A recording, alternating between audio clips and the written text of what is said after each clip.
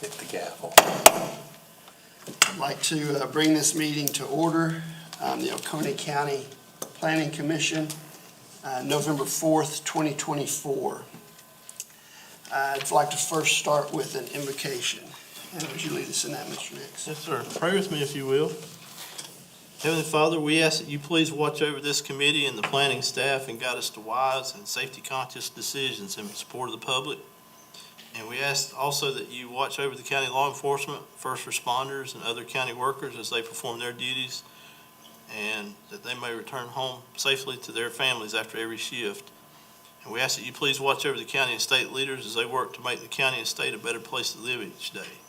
And finally, we ask this special one that you please watch over the families adversely impacted by the storm and especially our neighbors in North Carolina. In his name we pray. Amen. Amen. Graciously. I pledge allegiance to the flag of the United States of America and to the republic for which it stands, one nation, under God, indivisible, with liberty and justice for all.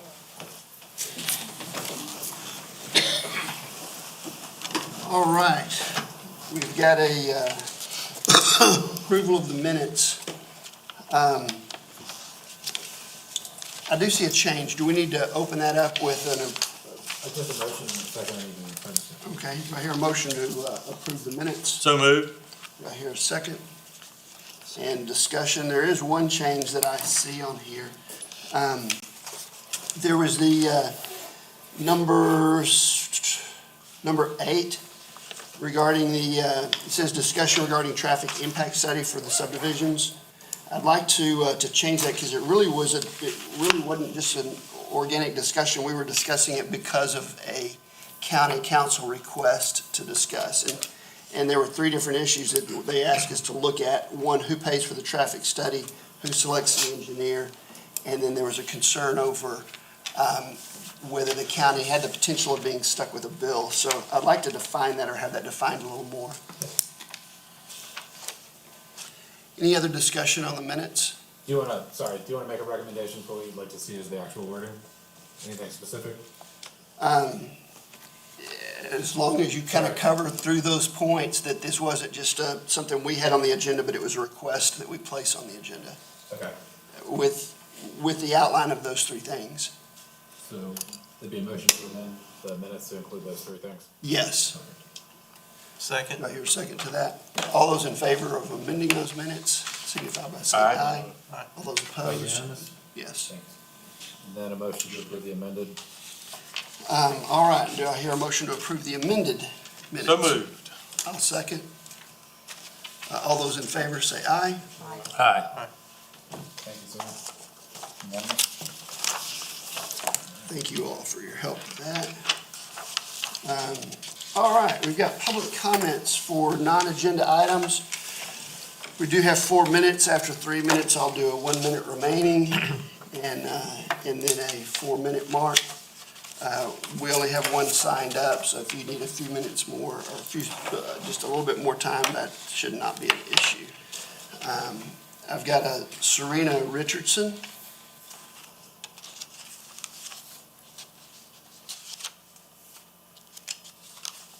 I'm sorry, I'm finishing writing one thing.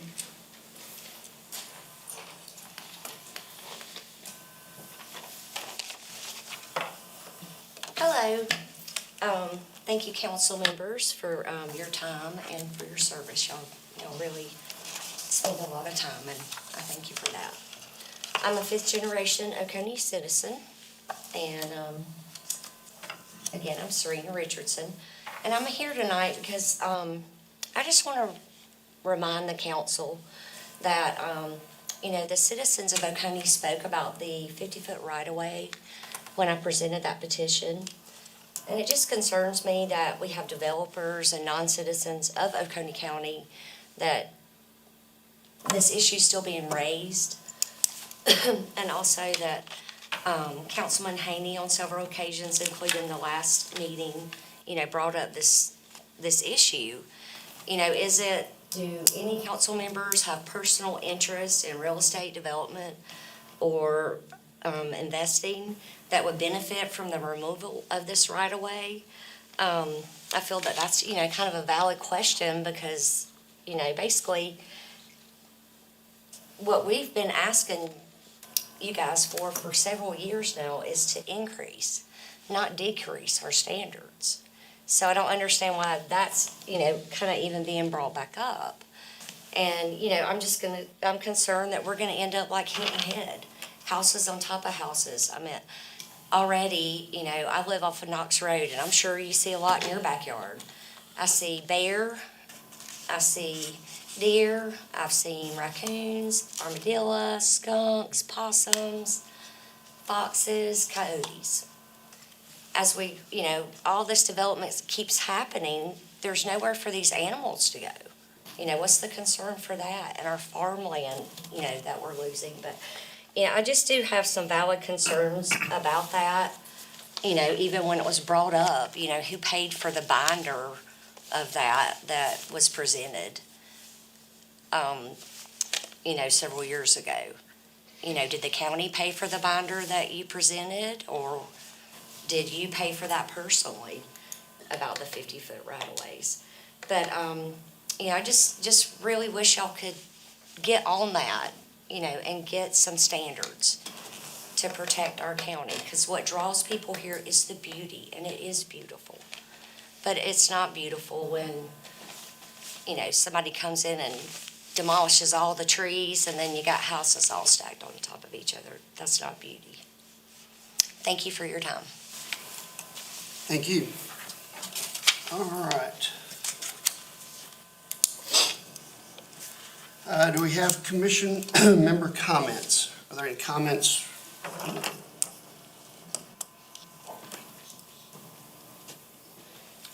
You had a big smile on your face, didn't know if you had something to say. I do have something to say, and because you asked, I think I'm gonna take a chance and say it.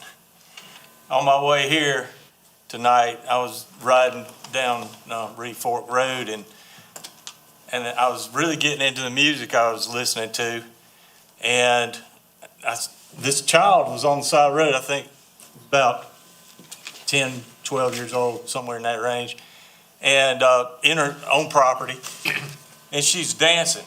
And I don't know if she was dancing to some music she could hear, but she was definitely dancing to the music I could hear.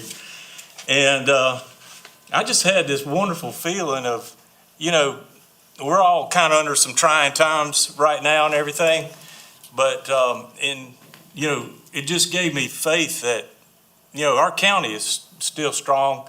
People are still able to dance, and our young people are, still having a good time. And I just thought about the parents that are taking care of that child, and they're doing their best, and she's probably above average student. She's feeling like, hey, I can express myself, And to me, I just got a real good feeling about it. So since you asked, I'm sharing while I was smiling. I'm feeling good about Oconee County. Good. Well, I appreciate you sharing that. Are there any other commissioner comments? No other good times from anybody? Let's have staff comments. Just a couple things for you guys tonight. The first is, a month ago, you got an email from me. If your term is coming up and you would like to be reappointed, to make sure you get that application back into the clerk of council. I know she hasn't gotten all of them yet, so if you are intending to, or would like to be reappointed, please get those in. Second is, about 2 weeks ago, you got an email from me about a Freedom of Information request. Not everyone has responded to that yet. If you have any questions about it, please get with me, and I will help you understand what is required or requested, and we can get those turned in. And finally, December 16th, our very last meeting of the year. Just need to let you guys know, I will be on family vacation, so if you still want to meet, we can figure that out. But if you would like to pass on that and let our last meeting be that December, I think it's 2nd, we could do that as well. It is December 2nd. Which is the meeting that you'll have to The miss? 16th, Okay. the last of the year. I make a motion that we remove December 16th meeting from the schedule. I'll second that. Is there a county meeting? Are they doing one or two meetings that I can pull up the calendars, give me one.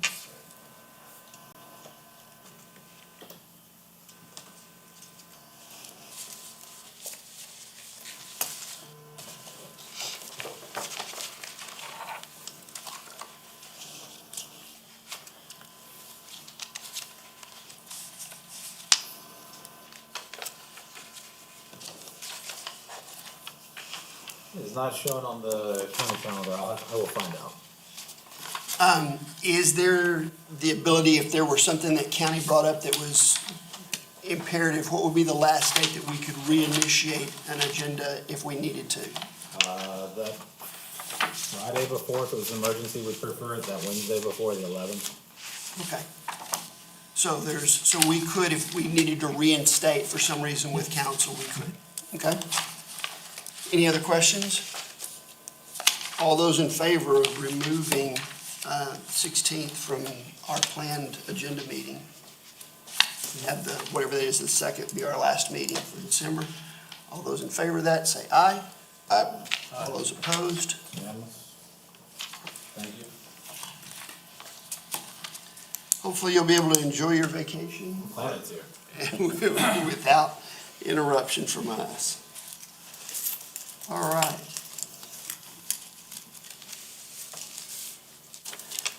Next on the agenda is a discussion regarding the county emergency services with Scott. Is it Crane? Crime. Crane? Sorry about that. That's all right. We appreciate you coming to talk with us.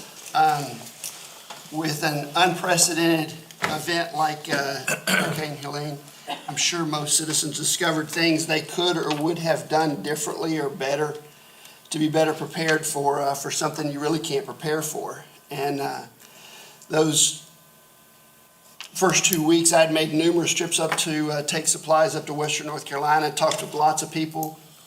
And I'm hoping that the government agencies up there saw some of the things that they did really well and some of the things that they didn't do as well. And while we're clearly not a reporting agency for you guys, we appreciate you coming in and would love for you to be able to share your thoughts as to some of y'all's discoveries or how you managed through the process. So Sure. Thank you. First of all, I'm Scott Crine, Emergency Services Director for Crum County Emergency Services. Thanks for the opportunity.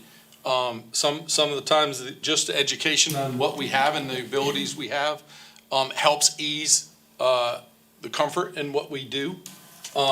Emergency Services in Oconee, number one, is a huge civilian paid volunteer partnership. We can't do it without the volunteers. We can't do it without the pay. We can't do it without our public sector partners. As we look at a storm like this, we have to look at this storm as what it was. At no time in the history of the United States USAR programs has all of them ever been deployed at one time for the different storms.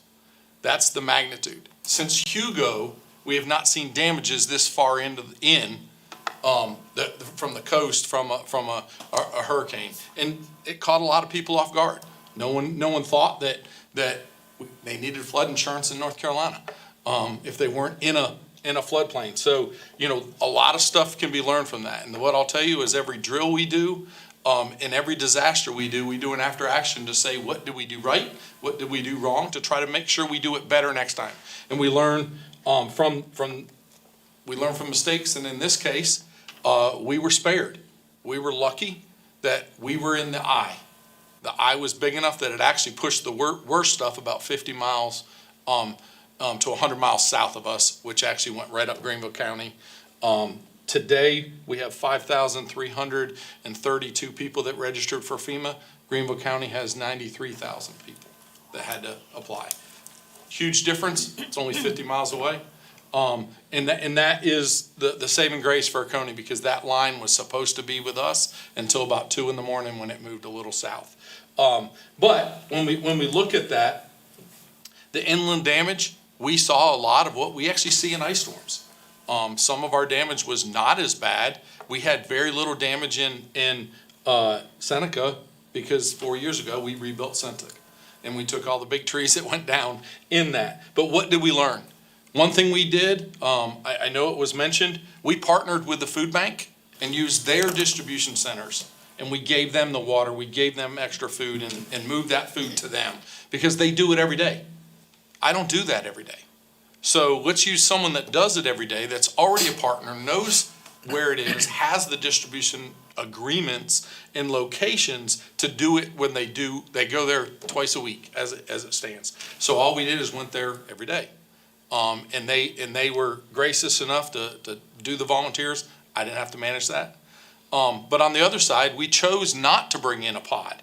And a pod is where we bring in tractor trailers, which has to be so big for the federal government to actually bring the trucks in. So we have to provide bigger spaces, forklifts, stuff that we're gonna have to bring in, and it's gonna be a whole new process. They do it every day. Every week here in Oconee, we chose to supply them with the stuff, mainly because we did not have half of our population that needed that help. We had a quarter of the population for a very short period of time that may needed some of that help, and that amount went down very quickly. So we were able to partner with some of those organizations. Our road clearing, when county government goes off, school goes off, our volunteers have more time. They're not at work. Some of those businesses close too. So our numbers in staffing without hurting the budget and just adding extra staff, we did. We added extra staff to make sure we had the command and control. We had the extra units out there to make sure public safety can function through the roads. But on our volunteer department side, every single department staffed a truck. That's not a normal thing on a basic day. That is a huge benefit that we still have. Now, Achilles heel, it's going away. People don't volunteer like they used to. Our volunteer force is aging. We have great volunteers, but everyone ages out. Emergency services is a young man's game. And so we that's one of our future needs that we're looking at. Where does that look like? It's not that we don't want the volunteers, it's that we don't have as many coming in that are going out. When we look at our age and look at people who are busy when it comes to that. Debris cleanup. Again, we pushed it right to the side of the road. Coney County already has a debris contractor with the state, and we use the same contractor. So the contractor was already here. We had already identified locations to put that debris until we can chip it. We are trying to manage that as the rain today helped some. I don't know if you've seen the news in the fire in Spartanburg. At their debris site, one of the big fears is you put all this debris somewhere and it catches fire. Well, they're dealing with that now. So having multiple sites and identified that are ready to go has helped us. Food supply. We were very lucky that our towns and our cities, the normal food supply was not hindered. Unfortunately, two of our largest grocery stores didn't get food because where did their supplies come from? Asheville. Ingalls, Asheville. Okay, and we saw a huge reduction instantly. Their point of sale was out, which meant they could only do cash and those kind of things.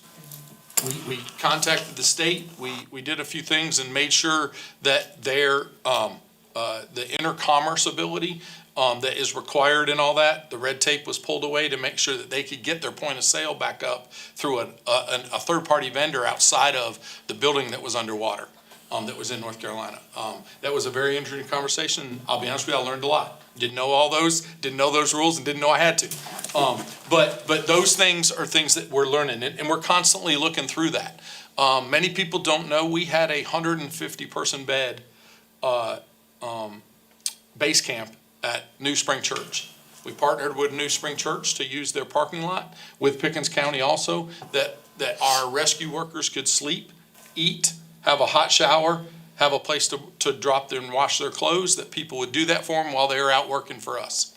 Eagles Nest School or Art Center now, we partnered with them to house California Task Force 6 that drove through the night. They were driving all the way from California for 3 days and ended up with us because of just shuffling who it got 3 days later. They showed up Monday to actually go door to door in some of the most hard-hit areas to help. We housed them there, partnership there, had to feed them every day. We brought in washing stations, again, things you don't think about. When I grew up, it didn't matter, you put everyone in one room. That's not how it is now. So we had to bring in shower units, we had to bring in extra bath units, all the different things that we have never had to do before. And will we do it a little different next time? Yes. We learned from this one in the things we need, and in some of those things, luckily, we were not hit so bad that we could get them. And every week, we have a shower unit in Oconee that I didn't even know about. That is a shower unit for the unhoused in Oconee. Well, we reallocated that very quickly to give us extra shower units that we needed for the disaster. And so there are those assets that we were able to use that I didn't even know about, which was just when the discussion came up, someone goes, well, what about? And those are the things that if we don't know about it, we can't use it. And so it's those agreements. One of the other things that we run into in every single disaster, we, as the county, as the state entity, or the contractor for the state entity, are not allowed to go onto or take wood, debris, or anything off of a person's property except for in the right-of-way. So that right-of-way, people can put the debris, the county's contract with the contractor picks up that debris, and it takes it to the haul site, and the county, with FEMA's support and the money that they are actually paying for, we are paying for it too. It's government money, so we pay for it, but FEMA's contract, it won't have to come directly out of the county's coffers to do that. Without the right-of-way, we're actually working with a lady right now trying to figure out the only place for her to put that debris is in her driveway. And she has a whole thing of it. Now, if anywhere else, it's going to be in the road or in her driveway to put, because of the hill, basically, situation. We're trying to work with her where she can put her debris, that we will actually pick it up. She's lost a good bit, corner of her home, had to have contractors come in and actually remove the tree, and now she has all this debris that she can't get, that we would pick up anywhere else if there was space for her to put that. So, again, we're working through what that looks like. Partnerships, we've gotten business owners to donate their land to make a debris site so the contractor doesn't have to use fuel to go all the way from Highway 130 all the way to the old landfill off of Camp Road, which is where one of our other sites is. It reduces his time. It's more efficient. We get more bang for our buck. We have 90 days to pull all that up without an extension. Now, I hope our ask is that after 90 days, we're going to get an extension. We would normally have about double the trucks that we would with this contractor, but they're not available. They are everywhere else. Again, 26 counties in South Carolina are declared in this storm alone, 10 counties from the storm before that on the coast, not to mention Georgia, Alabama, Florida, and Louisiana from all the other storms. And so all of that is splitting the assets that we normally would have. Roads and Bridges is hauling also, continuing to do, getting that, what we can off the roads and those. But that debris tries to get everything that is within 25 feet of the road. As we shrink that or do whatever we do to that, that's as far as that contractor's allowed to go. He can only go to the edge of the right-of-way. So we are going to see for years, going up Highway 130, going up some of those areas that have these huge trees, 25 feet off the road is where the tree will be cut off, and that's where we'll stop. The contractor has to stop unless somebody cuts it, puts it back in the right-of-way. The tornado was so different in the fact that it was so packed into one area that pretty much we had so many volunteers that the debris was going faster than we could pick it up, and they were hauling it too. So it was a focused area, and so that really is something that is going to be an eyesore for years in Oconee as trees rot because no one is there to cut them. We are working with our long-term recovery group. So that group is a group of the volunteer agencies active in disasters. So on a day-to-day basis or like a year-to-year basis, that is a group of people that donates their time. Luckily, most of the time they don't donate their time in Oconee. They go to the coast, they go to other places, they go to Florida to do these disasters. And that group is here in Oconee. And so those groups that are in Oconee, we had a meeting today with them, and what are we doing? So we have, that group is looking at their donated money and people that have a tree on their house that can't afford it. They may have gotten FEMA money, they may have not. If you know about FEMA money, if your house is completely destroyed, you are going to get the max $42,500. It's not a replacement program. It is to try to get you going till you make it better for your next disaster. If you have a liener going over your house or something on there, and we have to have a professional, most volunteer agencies will not cut a tree off of someone's house.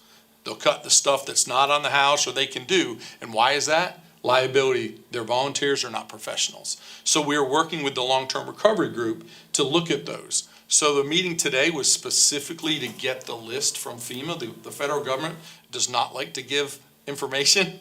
And so we're trying to get the list that they have of all the needs. And we have a list that we have after the tornado. We learned we needed a program to put stuff into that volunteer agencies can go grab. So I put it into crisis cleanup and says, this family needs a tree cut. And literally hundreds of agencies on the outside can go, hey, I can do that, and they claim it. And then they actually go do the work. So I've just entered it in, and they automatically go look for the work. So the Southern Baptist, Life Point, Samaritan's Purse, some of the big ones, the Lutherans, the Presbyterians, all have these teams that do that, and they work inside of this program.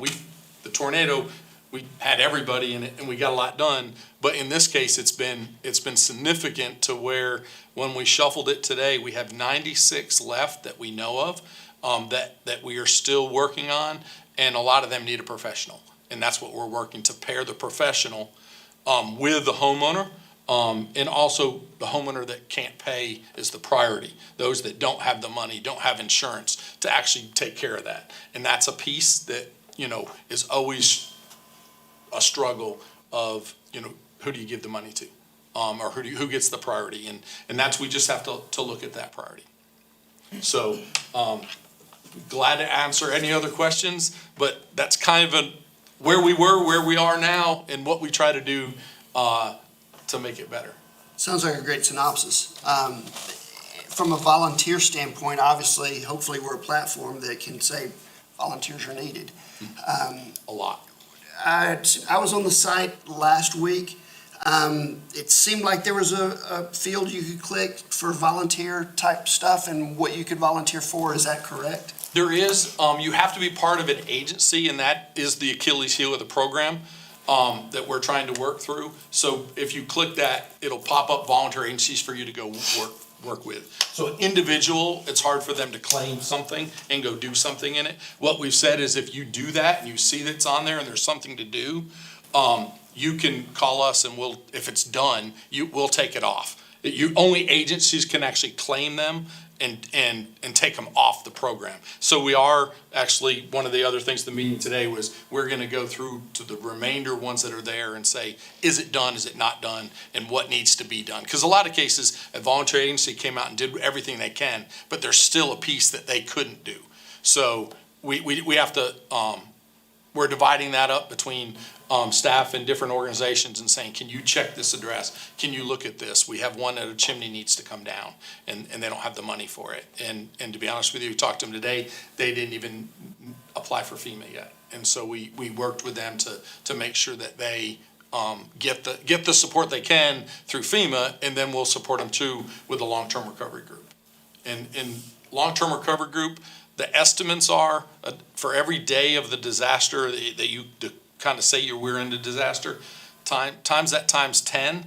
So we were basically in a disaster mode for almost 30 days, trying to get everything as we look at that. So for over 300 days, we are going to be looking at the immediate need of those homeowners. Basically, 2 years after that, we are still going to be seeing the effects of those for those people that don't have the money, don't have the resources, don't have the thing to come back. 32 homes, I believe, were destroyed, and 269 majorly damaged. And so we're trying to get all those addresses, which we don't get, that's through filing through the government, that we're doing all the paperwork to actually be able to at least get those so we can check on each one of those individually to make sure there's not a gap. Because the one thing we don't want is a gap in they thought, or they deserve something. We have an opportunity. We have organizations that put in wheelchair ramps. We have organizations that fix things, those things that we can pair them up. And we want to make sure that we try to make sure that someone doesn't fall through the cracks as they need. Mr. Chair, I have a question. Thanks for being here, answering these questions and giving us a good report and summary. When you're talking about debris removal, and I'm talking about trees and stuff that fall down.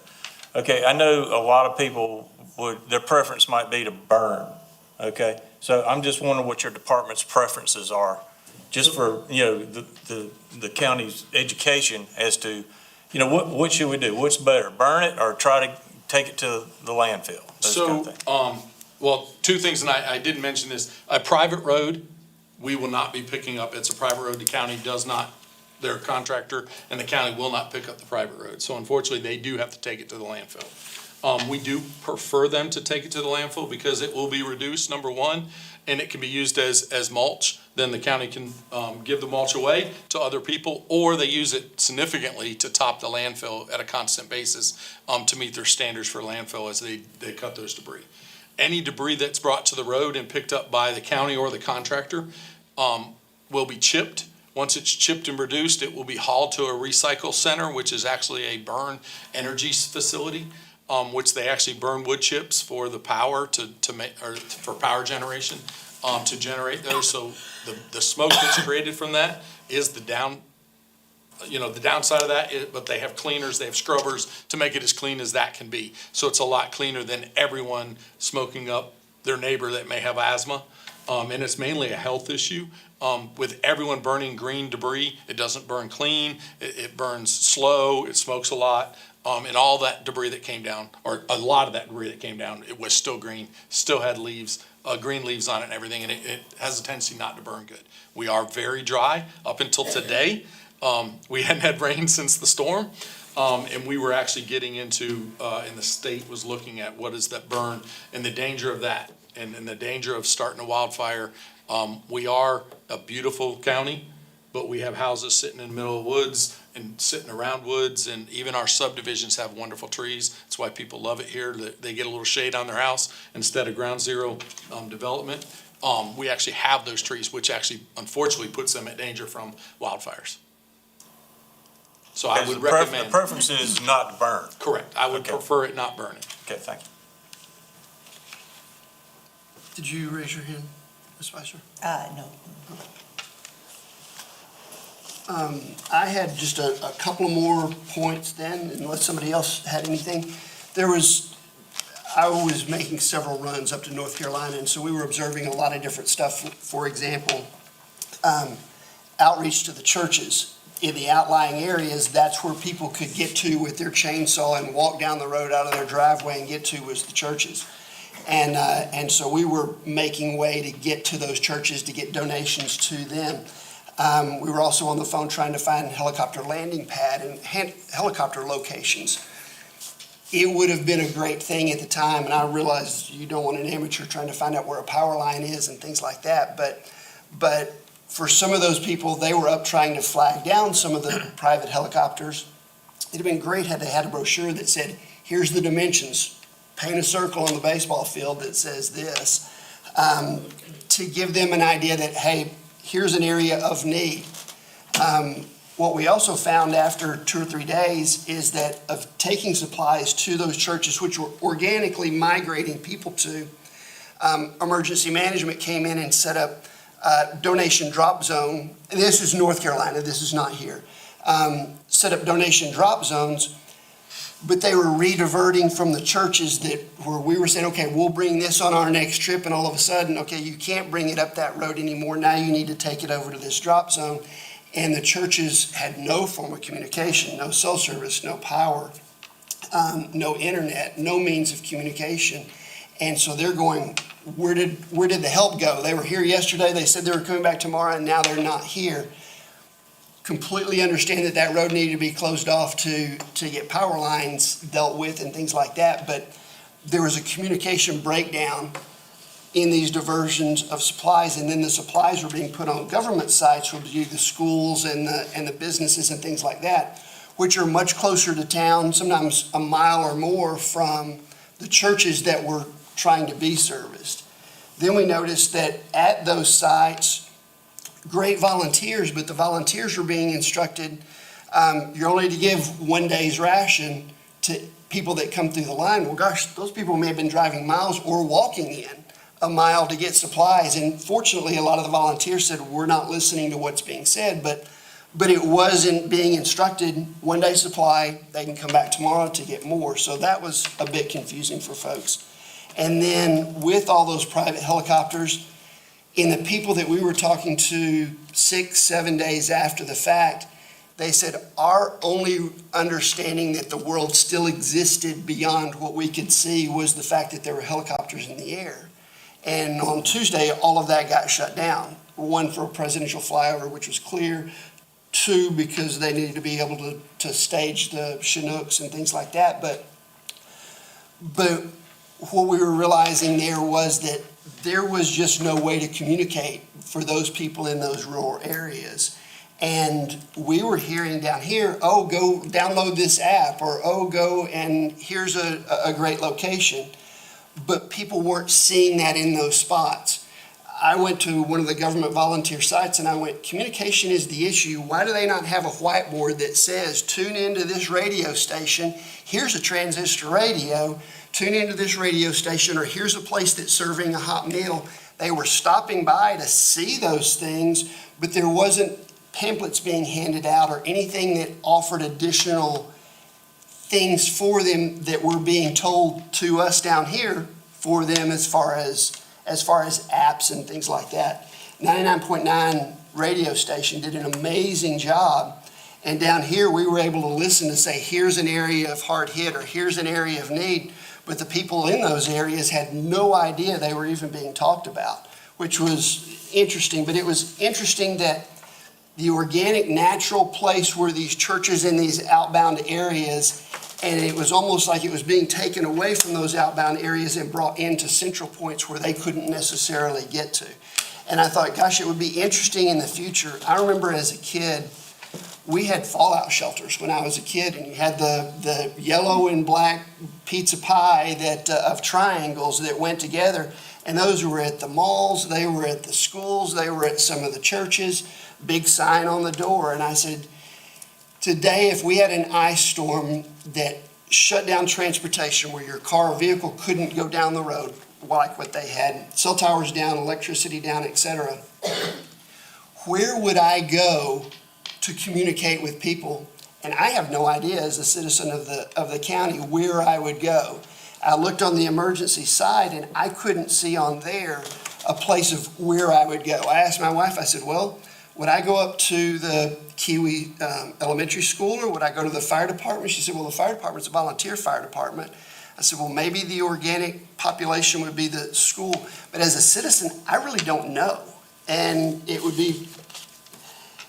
seems like there should be a refrigerator magnet or something that when you sign up for your electricity with Duke that, hey, I found out today that I was in zone E1 with Duke Energy, and that my fallout location is a particular place. But it'd be nice to have a refrigerator magnet that said, here's where you're supposed to go.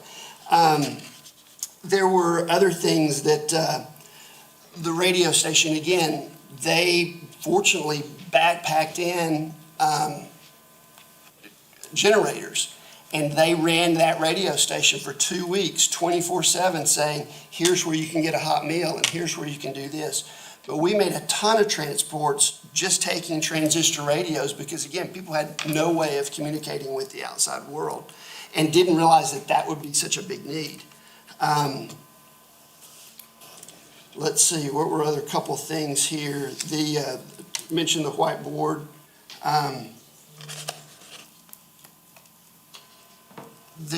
One of the other thing I had for kids, do the kids at school know the difference between a tornado watch and a tornado warning? And are the teachers at the schools do they know where the hallways are? I mean, I'm from Texas, so maybe it's different. Where there, you knew exactly which hallway was the safest hallway as a teacher, and you knew exactly which hallways the students were to congregate in. Are those things done here if it was something like that as an emergency management thing?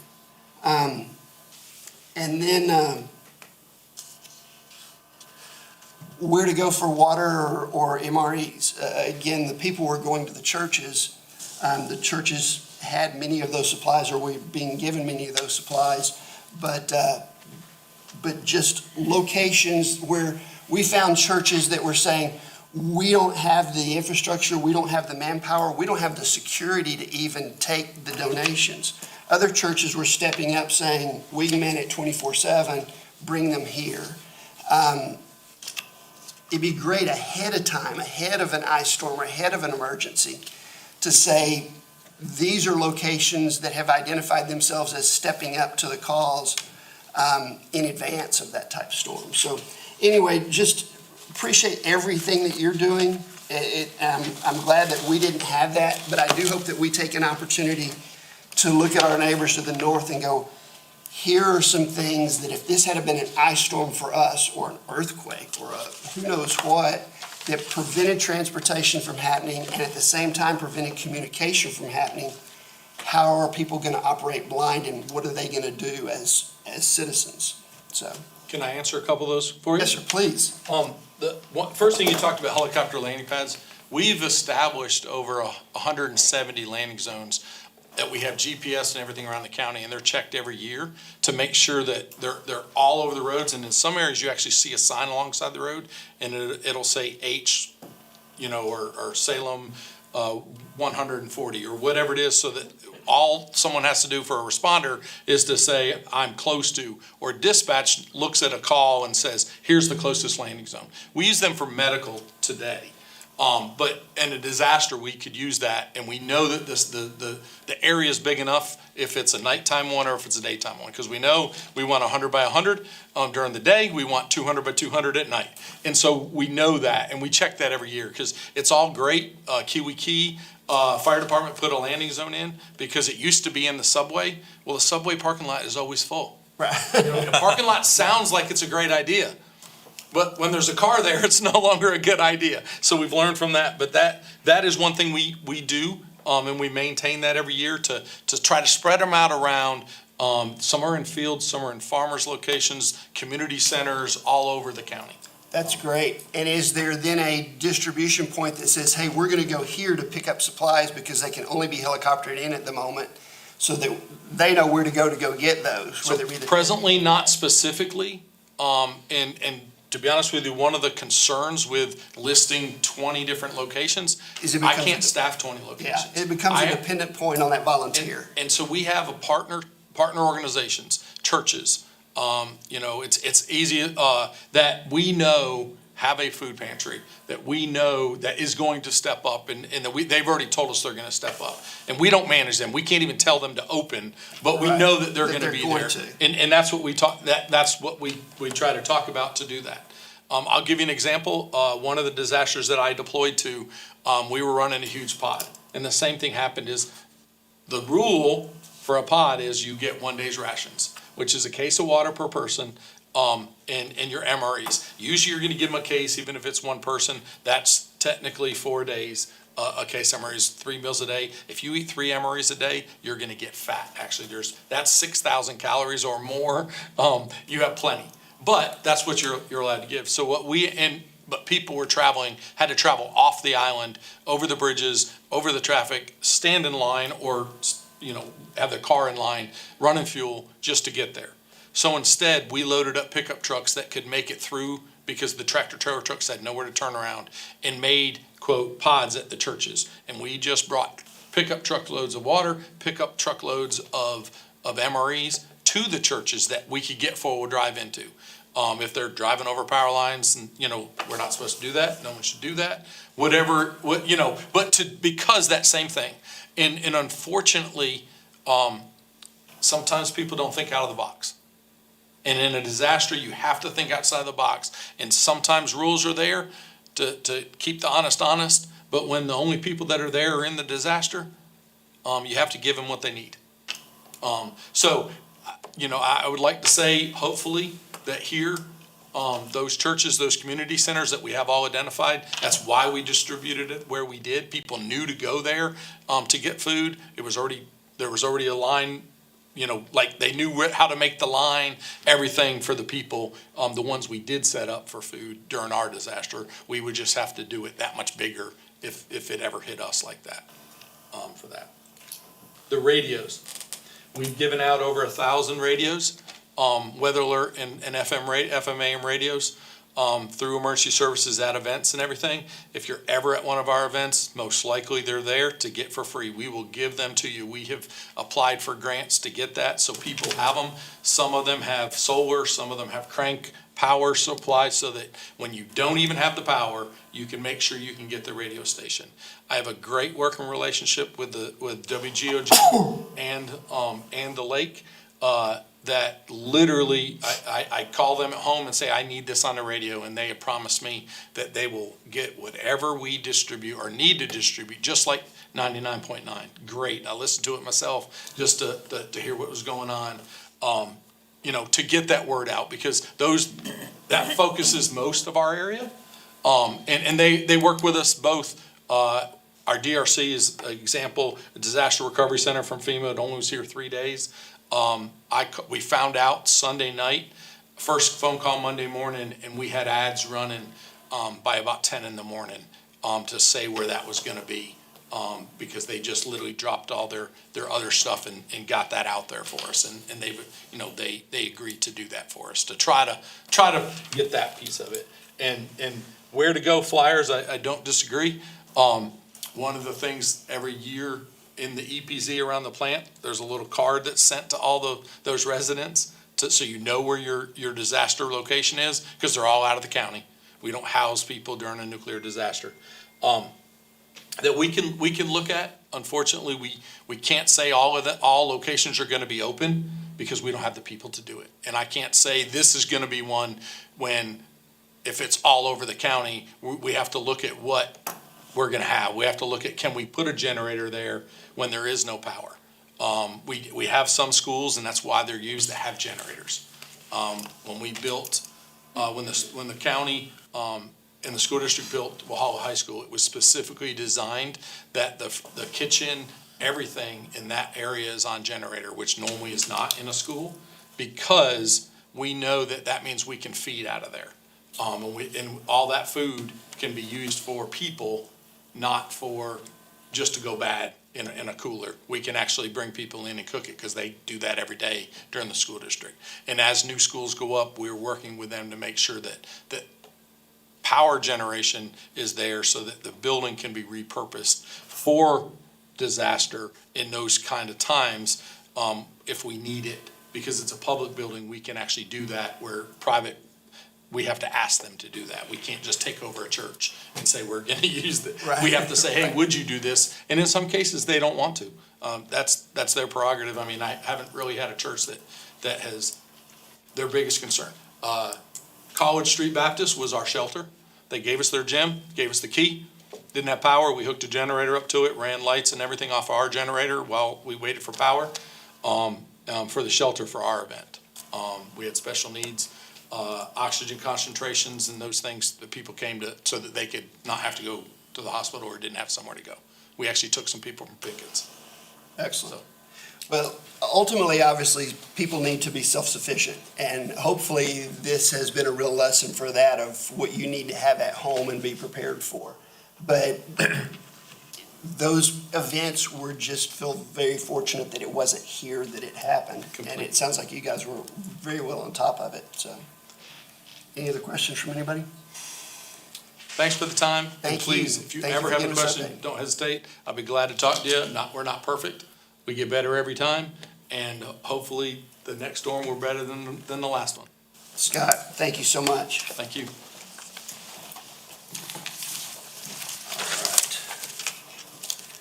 All right, next up is a discussion on scenic highway.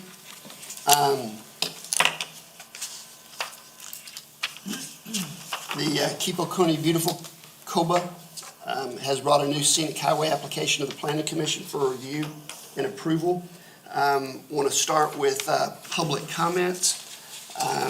Again, we have 4 minutes. 1 minute remaining, we'll hold up this. Time up, we'll hold up this. There's only one on the list, so if you needed a couple more seconds, it's probably not a big deal. But Mr. Perry Smith. Thank you, Mr. Chairman, Commissioners. For the record, I am Perry Smith. Scenic highway. What is a scenic highway going to do other than take away property rights? For the record, I do not want any new subdivisions in this county. For the record, I am 100% pro-property rights for everyone. I do not cherry pick and choose who deserves what. We all are entitled to our property rights if we own the property. For the record, if you attack the property rights of one person, you attack the property rights of all of us. Everybody in here, you attack the property rights. And it really just pisses me off. Claiming that this restrictions, this scenic highway is for billboards. Well, we already have an ordinance in this county for billboards. Oh, you can't have them. So, that's gone. That's just a BS remark. That's just BS.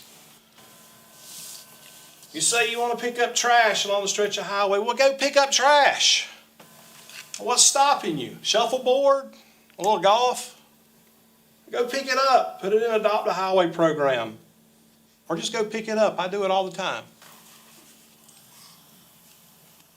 Here's what you're doing. Here's what's happening with COBA and all the other ones. You're attacking Kiowee Development Corporation, who I have no idea who the heck they are, other than they are a group of property owners of 770 acres, and you're attacking their property rights. And then you're attacking ours. Mine, you're attacking my property rights. So really, this scenic highway this is not a good deed. It's just an attack. It's deceitful. It's a lie. It's just an attack on ordinary individual, common American who have property rights. Let's think about this. What if a group of fishermen or recreational boaters, they came up here? I mean, it could be 50, it could be 100. They come up here complaining because they're constantly attacked on Lake Kiowee for boating and for fishing around docks. We know that happens all the time. What if they came up here and wanted to make Lake Kiowee a scenic lake, and let's just remove all the lakefront homes? Just take all the lakefront homes all the way 400 feet back. How would that go? I mean, I would say a lot of people on Lake Kiowee would not like it. But they don't mind attacking a section of Highway 130.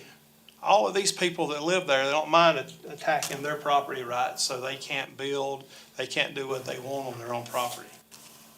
It's an attack on property rights. I told you guys not too long ago that if you give these people an inch, they're going to come back for a foot.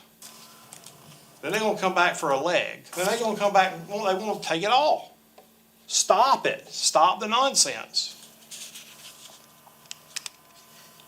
Again, you've already tried to do this to David McMahon. The same people, what I call the same villains, want to attack individual property rights.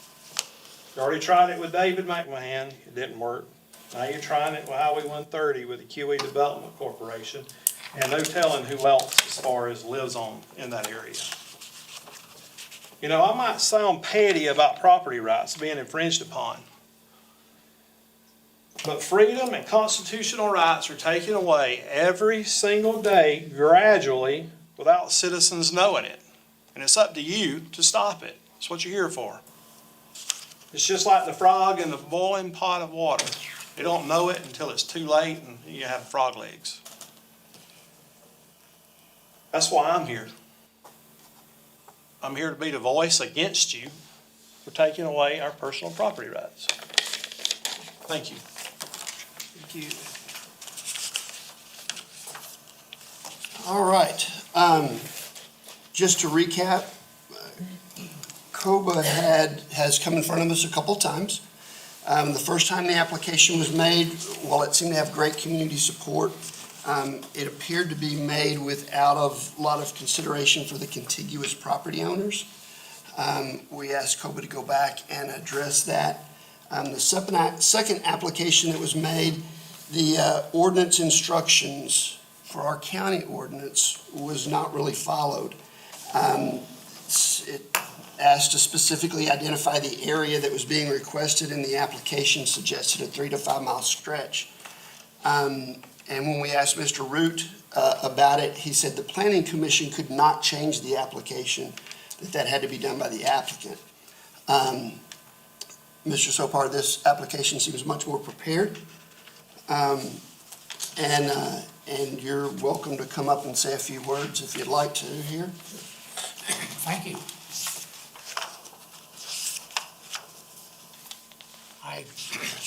All of you know this, but, excuse me, I've got the end of a cold and my voice is weird.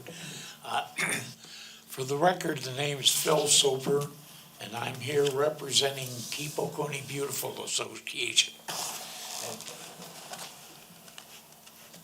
Basically, the previous position of the Planning Commission requested a scenic highway designation for 130, and that request unfortunately was not approved.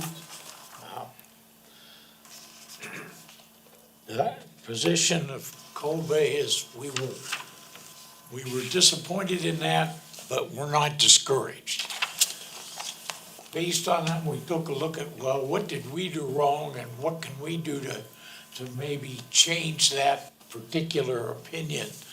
So we got our heads together and came up with a couple of points, keeping in mind that we were being supported by a lot of people.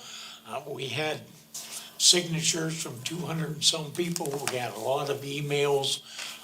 An awful lot of people came to the meetings and voiced their positive opinions for a scenic highway. So what we've done with the second application, the first one we withdrew so that it wouldn't be in conflict with an update we wanted to make. We have two major changes in this application. The first is we revised and shortened the length of the section of Highway 130 that would be part of the scenic highway. The beginning point was at the intersection of Old Clemson Highway and 130. There were a couple of gentlemen who owned property on that intersection, and to alleviate any concerns that we may have, he may have, or they may have, we moved the start point further north to the beginning where the Kiwi subdivision starts, which is really Cane Creek driveway. It gets us closer to the beginning of where the earthen dams are, or the dikes, as has been mentioned. And then on the other end of the scenic highway, it had ended at the traffic light of Doug Hollow Road and Highway 130. We backed that off and moved it to the entrance to the Caitlin Drive is the name of the street, and the subdivisions there were Waterford Point, various Waterford Point subdivisions. So hopefully, making then the center point, or the big scenic spot would really be the two crossings of the earthen dams. Then discussions about billboards, and just to make that more clear, there are no billboards on that section of the highway, and if there were, they would be grandfathered, so we're not trying to say somebody might have to take down their billboards. But restricting the addition of billboards, which is in the billboard ordinance, to us, that would help keep it, quote, a scenic highway. We're really talking now about maybe a 3-mile stretch of road. We'd appreciate, based on not just us, but other people who have interest in it, we certainly would like to see the planning commission take another thought at it and maybe give us an approval that we could send to the county council. I'm willing to answer any questions. One real quick point, and we've talked about this 3 or 4 times. The scenic highway has no restrictions, no zoning requirements, no changes in zoning in any way, shape, or form.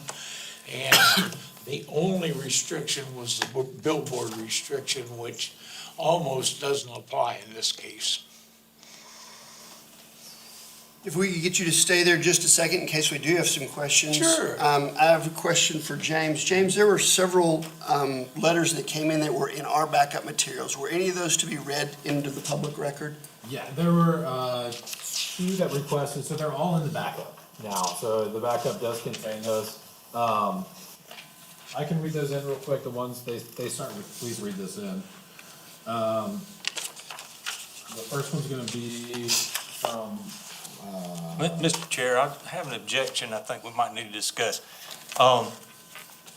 Since it's written, it does have backup, I see no need to make these particular comments at this time, forefront to our discussion here. If you're gonna read these, I'd suggest we read all of them.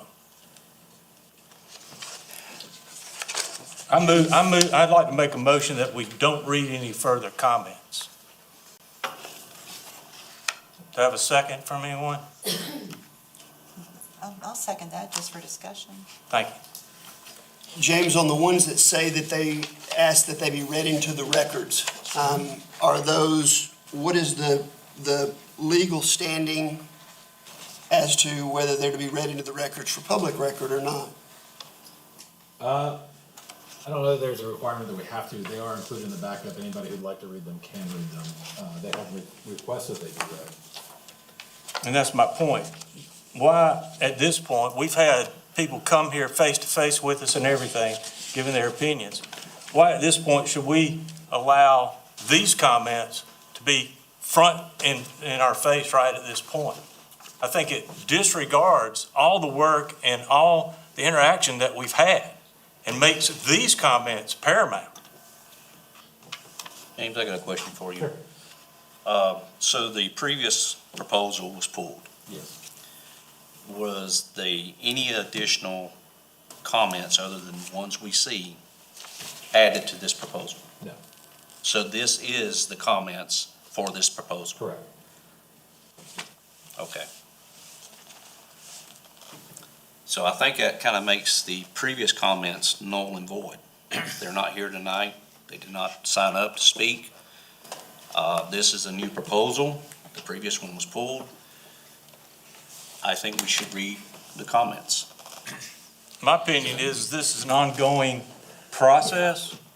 And yes, legally, maybe, but let's look at the practical nature of this, is that we've had the community, COBA, representing the community, get opinions.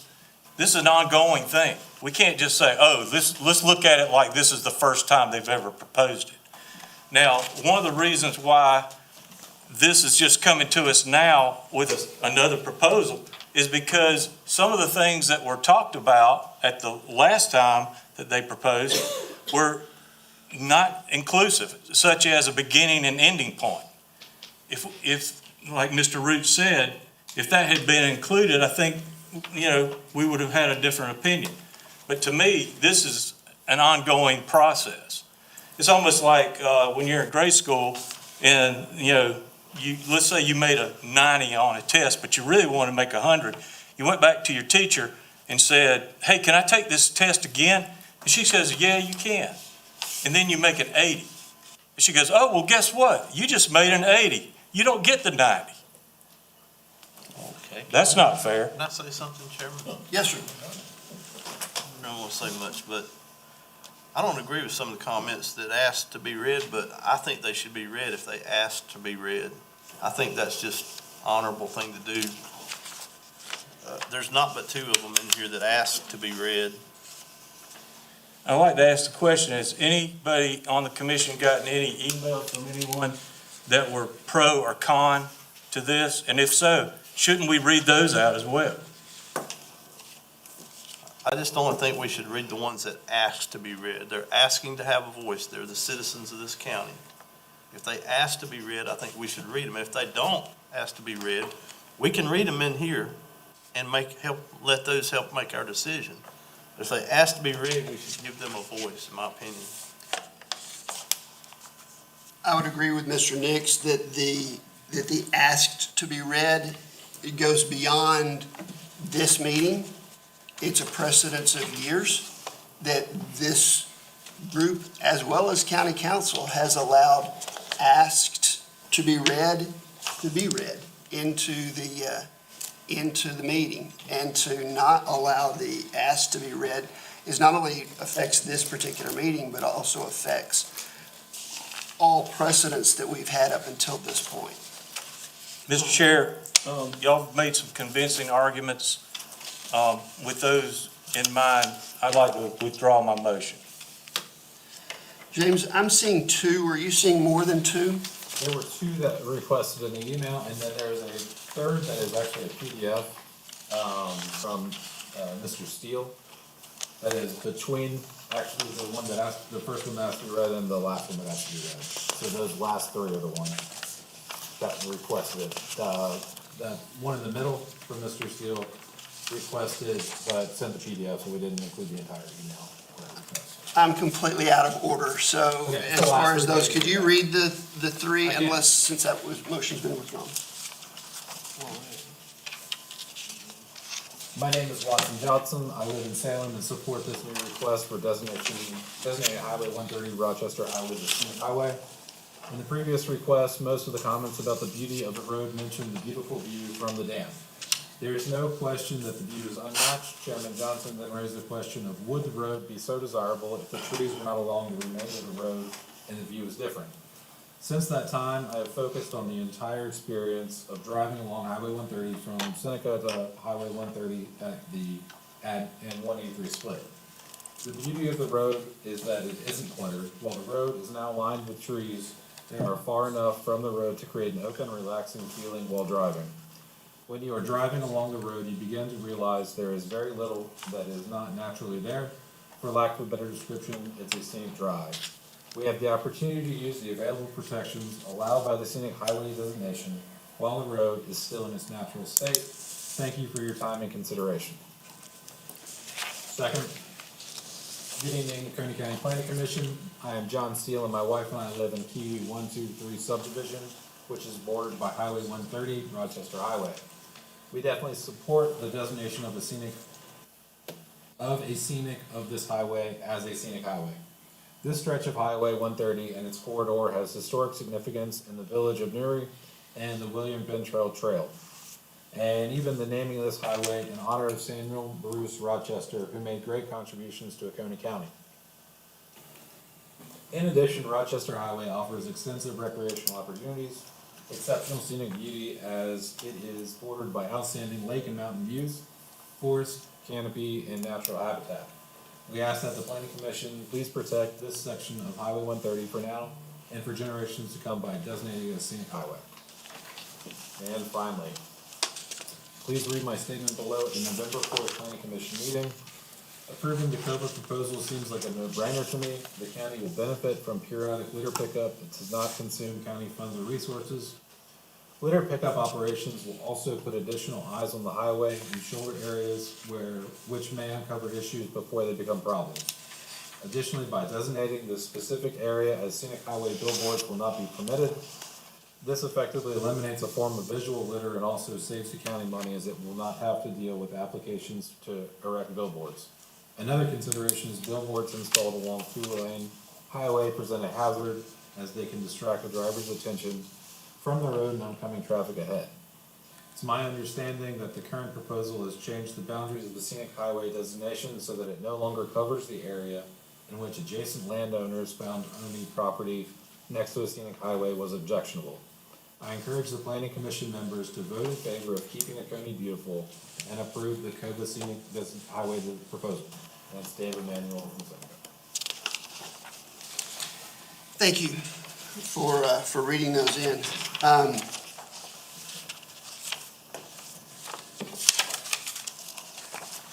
Mr. Chair, I move that we accept the application from COBA for the scenic highway on 130. Is there a second to that? I'll second, just for discussion. I mean, that doesn't close discussion, does it? No. Accepting the application, okay. Mr. Chairman, Yes. sorry, Still got a motion. sorry.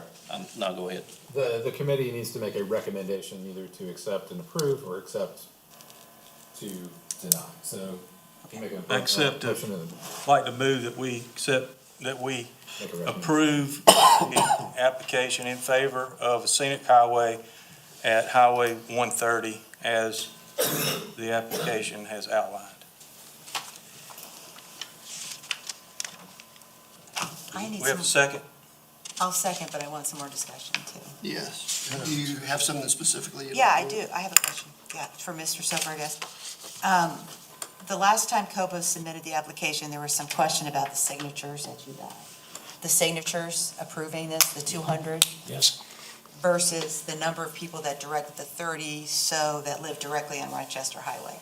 Within this 200, are those people included or not? yes, they are, yes. So somebody that lives directly on, Not directly, no, but a lot of them, a lot of the 200 did own property along the stretch of scenic highway. Specifically, the subdivisions would be Waterford Farms, East Shores, and the 3 Kiwi subdivisions. so I'm just looking, in these comments, there's a gentleman here, Raj Patel, and he has an address of 1119 Rochester Highway. Seems to me he's directly on the highway. Do you know if he signed this? Is he one of your, I he's do not saying, know, I didn't see that until tonight. he's saying in favor of, and he's directly on the highway. I didn't know if he's part of this group. It just seems like 200 is such a high number, and it doesn't seem like there's that many people that live directly on the highway. You see? Oh, no, not all of them own property, quote, that was adjacent to the highway, but they lived at least near the highway and used the highway. Mr. Soper, I'm not sure if you're aware, there was one objection that was a contiguous property owner to that stretch near Caitlin that was an objection. I believe that Mr. Patel was also a contiguous property. But I do have a couple of other questions. James, is there anything that prevents citizens, me as a citizen, from going into a right-of-way area and picking up trash? No. Do they need a permit to do that? No. Mr. Sopar, over the last 30 days after the hurricane, have you organized a trash pickup? And have you picked up trash on Highway 130 in this section? I do not, there are 2 adopt a highway teams, and I don't know the timing of when they do. They're supposed to do that pickup 4 times a year. And I don't know specifically how that timing works out. The intent of this, once we have the scenic highway approved, the intent of this is to establish another 4 or 5 teams to be sure that we have the entire stretch of the scenic highway covered by Adopt a Highway teams. So I guess my question is have you all as an organization said, let's do cleanup on this highway after the hurricane? I just don't know the answer to that. I would have to do some contact with those teams that do it normally. Not the ones that are on the Adopt a Highway, but COBA says, hey, we're going out on Saturday and doing this. Has COBA, Keep Oconee Beautiful, done a cleanup on any highway in this county in the last 30 days after the hurricane? Yeah, we do one on the second Saturday of every month. We also have, as part of our team approach, there are 2 police sheriff deputies that are our environmental enforcement officers on the COBA board, and they, on an almost daily basis, take inmates out to areas in the county to do litter pickups. Okay.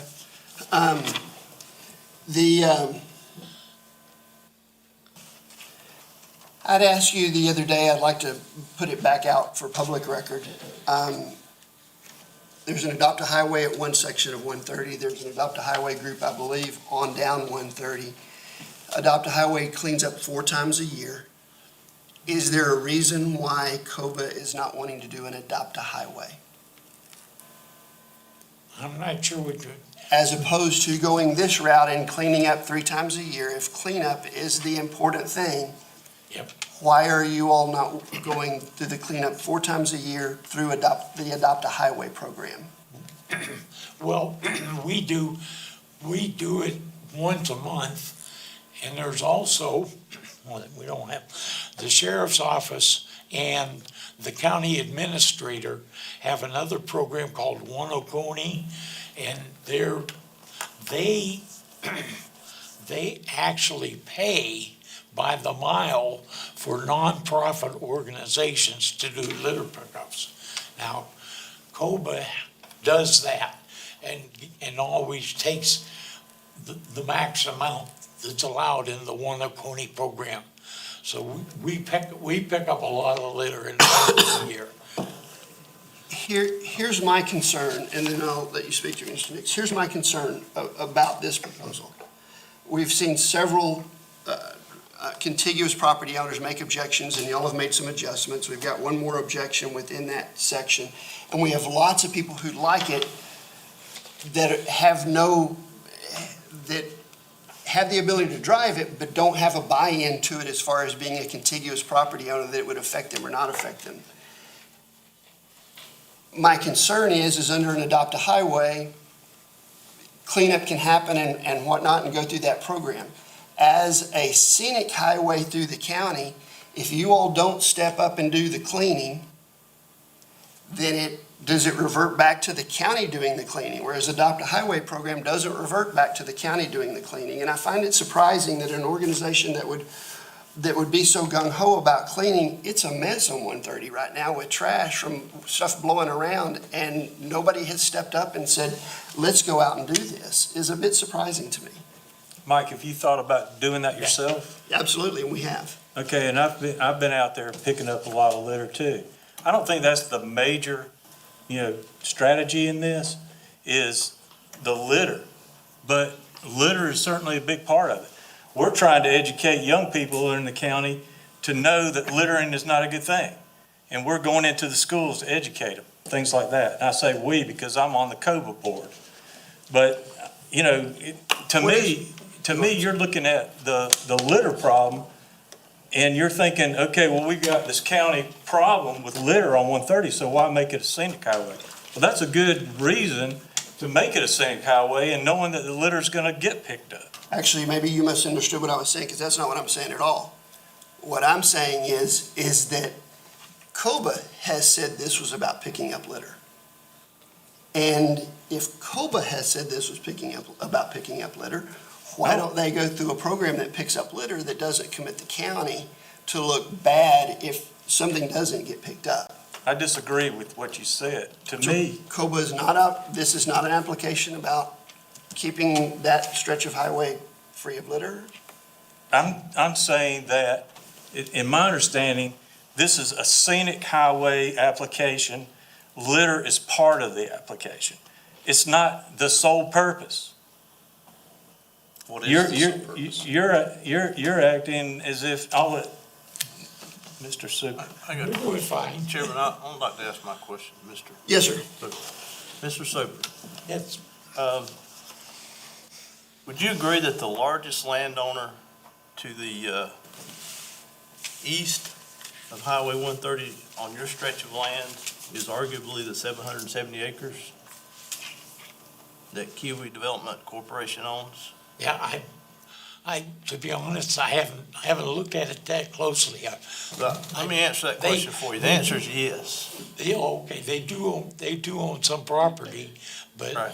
So I don't. have you guys, have you guys gotten an agreement with them, as far as, are they in agreement with this proposal?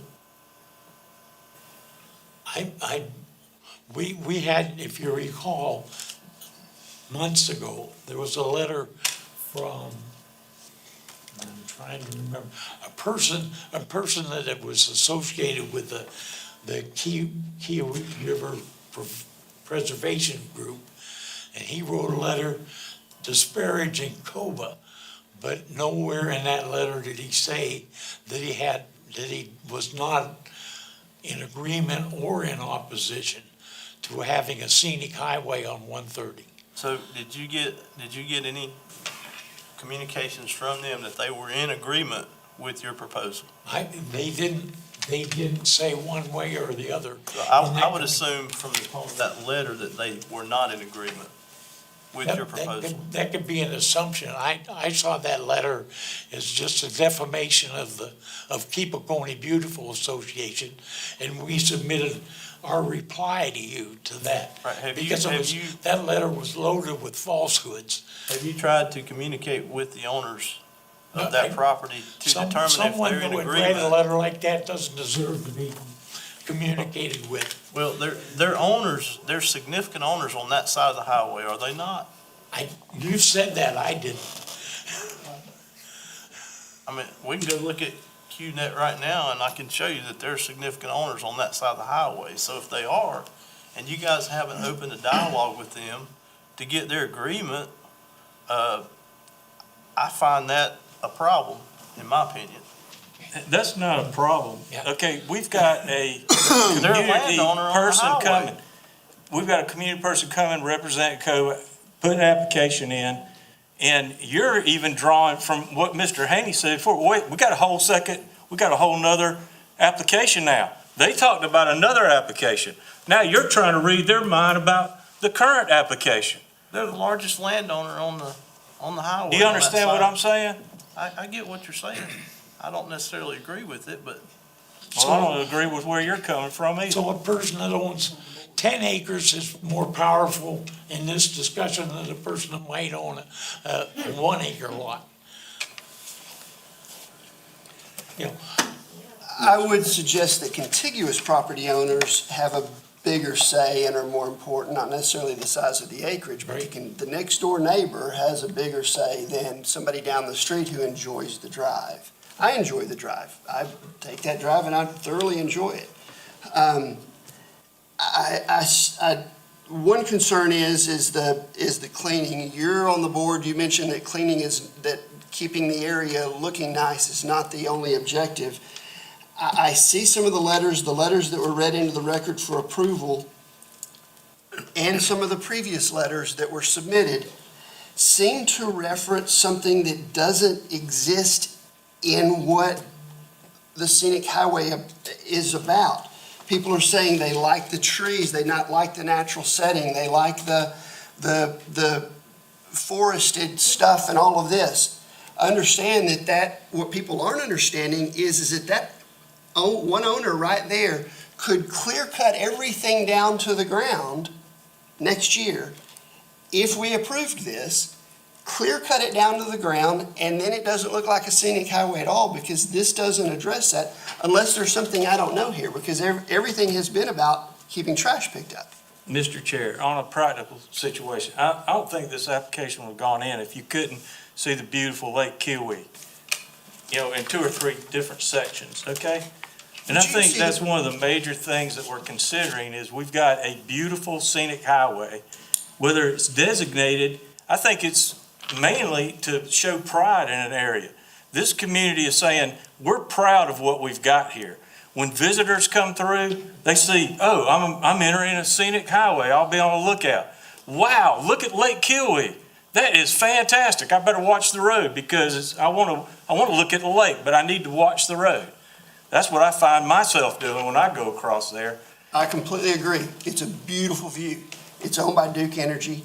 I don't think Duke Energy is going to allow billboards to be put there or anything that disturbs that area. It's a beautiful view.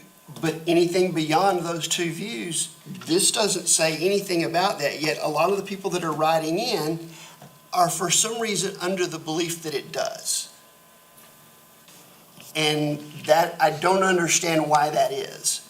Why do they think this is something more, something grander, something protective, when it's not any of those things? It's about cleanup.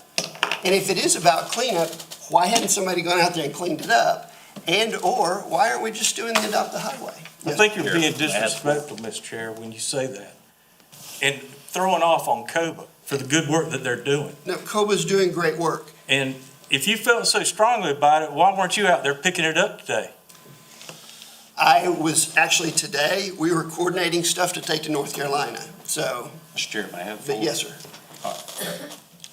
sir. James, it's my understanding that under the scenic highway, the required pickup is only 3 times a year versus adopt a highway, which is 4 times? I can find it. I think that's right, but I can find it. Okay. While you're finding that, Mr. Sofer, how many of these landowners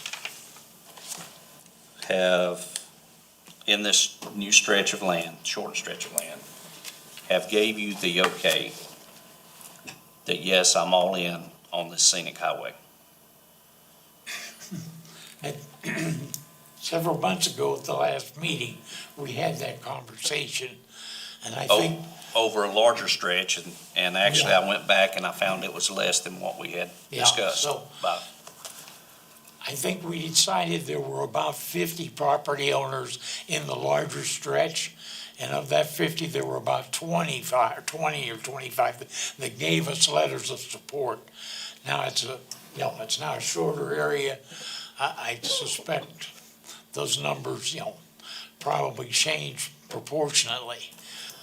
We didn't take a non-response to be a negative in any way, shape, or form. And there were only several negative comments or letters, and there were hundreds of positives. And in my mind, that's what this is really all about. James, was you able to find that? Yeah, it's pulled up on your screen, highlighted. Okay. It is no keyword then. 3 times. Yeah, no fewer than 3 times. So here's the problem I have, and I think you said it best. That's the whole stretch. I think you said it best when you said anybody that writes a letter like that shouldn't have a say. Unfortunately, the scenic highway ordinance is written in a way that it's a backdoor, top-down zoning. And it allows a group of individuals that have no skin in the game, no property along that stretch of the road, to come in and to basically zone a property owner unknowingly. And I think you've demonstrated that by stating that you shouldn't reach out to them. You know, the good thing about us being a republic that is guided by the Constitution and limited by the Bill of Rights is that a democracy type of group cannot come in and overrule the rights of the one individual that's protected by that republic. And I thank the good Lord every day that we are a constitutional republic. and we're not a democracy. And what I see here is democracy in action and a lack of regards to our Constitution. No, it does not always feel good when people exercise their rights, the First Amendment right. It doesn't feel good, but we got to remember, it is their constitutional right, and we got to protect that right. Because if we don't, who's going to protect it when we need it? The same thing with the Second Amendment. Some of us are uncomfortable with others carrying guns around, but we got to remember that's the right.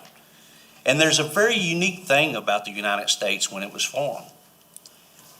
It was the first time that citizens could own property. So I take property ownership very personal. That's one reason why I'm concerned about a lot of overreach. A good example is right-of-ways on private roads. So I disagree with this. The biggest reason I disagree with this is because we took a good ordinance and we weaponized it to be used in a bad manner, to try ensuring that we control what our neighbor is doing. And I think you demonstrated that best with your comment. So therefore, I will be voting a no on this. And why, I know we got a motion on the floor, but I would like to, in the near future, ask that we bring back up the scenic highway ordinance, go through it, and fix the verbiage so that a property owner cannot have his rights infringed upon without his knowledge. I've returned it. Mr. Chair, I'd like to respond to some of those accusations, such as the backdoor zoning. This application is a right of the community to use this as a way of getting a scenic highway, which they, in large numbers, have supported. So I think it's Mickey's opinion that it's a backdoor zoning. It's not backdoor zoning. There's a lot of people that feel that this is something that would bring pride to the community. And, you know, in this case, I'd say, yeah, majority wins. I mean, we've got a lot of signatures from people that say they want this in our community.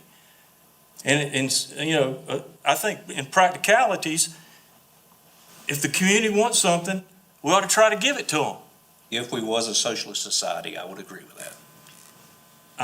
I take exception to you thinking that I think that a socialist society is a good thing. That is a socialist society, majority rules. It's a democratic. Are you against democratic society? Y'all quit picking each other. I'm gonna bring us back to a point of order here real quick, and I do have a couple more things, Mr. Sopar.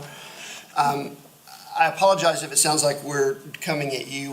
We are trying to figure out what the organization, the application that's been presented, what all it means. We're debating that issue here. So while we may be pointing in your direction, it's really about the issue and not about you personally in any way. James, I have one more question. Can I have a point of order real quick? Gary's on the board. Is that not a conflict of interest? I'm sorry. It seems like an obvious conflict of interest, with him being able to vote for this. Well, you can call it conflict of interest. I'm asking the chairman, please, if you'll just relax. I would defer to Mr. Root. I did go through and read, as far as ethics today, and the first one did talk about financial gain. I don't know if there would be a financial gain from that for him to vote or not. I think it would probably I rest. can answer that question, Mr. Chair. No financial gain. I think it would rest on his shoulders as to whether he felt like there was some other ethics issue, but I don't know that there is. I had thought the same thing, but I don't know that there is because it wasn't financial. Oh, I'm telling you, there's not. Okay. James, quick question that I have. Does COBA need our approval to bring this in front of county council? Yes, so the process, they need a recommendation from you tonight. and it can be for or against, it will still go to council for council to make a decision. This body will only make a recommendation to council. But we must make the recommendation. It can never go around us No. directly to them. Okay. But so you cannot delay it indefinitely either. You Gotcha. have to Nope. make it We have a motion and a second, and if you'll restate your motion. Would you like to restate it, James? The motion is to recommend approval of the scenic highway designation. For Highway 130. To give recommendation of approval Yes. for the scenic highway for 130. Is there any more discussion? Those in favor of giving a recommendation of approval for the scenic highway designation signify by saying aye. Aye. Those opposed signify by saying no. Nay. Motion fails. We appreciate it. I appreciate your input. Thank you very much.